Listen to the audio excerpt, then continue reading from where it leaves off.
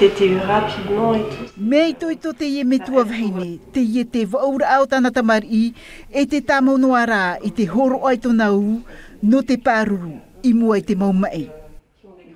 Poro tau tamari, e te mei.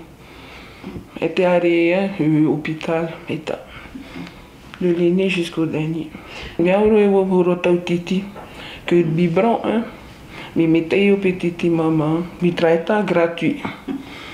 Au fond. C'est bon pour sa santé hein, que tu donnes que le titi maman. Oui, moi j'ai jamais aimé le biberon. Te horo ar ai to nau, me hapi hia na te ie me tua vhaine, na muri te mo vhaine whaafandau e te mo tua ti mei. L'allaitement matin. Te titi mama ravi ata no te ie no te motamari no te paruru i arato i mua i te mo mei. E paruru atu a te reira i te me tua vhaine i mua i te mei mariri in e te titi e te veira a tamari. Horo a pinipine an e o e te titi mama e i ti mei te mei poria.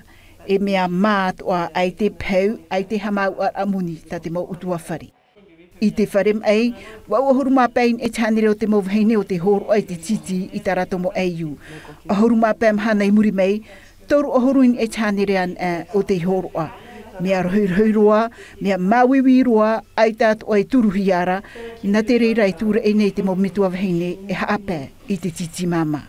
Je pense que les mamans ont besoin de beaucoup de soutien. Tau man o te hin aro nei te mo mama i te turu, na te whia toru a no te ea, e to rato mo utua whare, te mo hoa, te mo tamari i atua, ia ap e hia rato. Et l'accompagnement. Vau ahuru maiwa, yono hanere, vau hanere, mataranua te ieniu prau a te atira a u o te ora, i te mo mhana atua, mei te horav au te atu i te horav au i te pō. On est 30. Toru ohuru reit a matou te ata tamuni ore no te pahono i te mo wir a te mo mama. E na matou atua e hapipi a matou. Te titau nei te atira ai te mo mitua vheine i em hanam a. I te aua no pa ofei.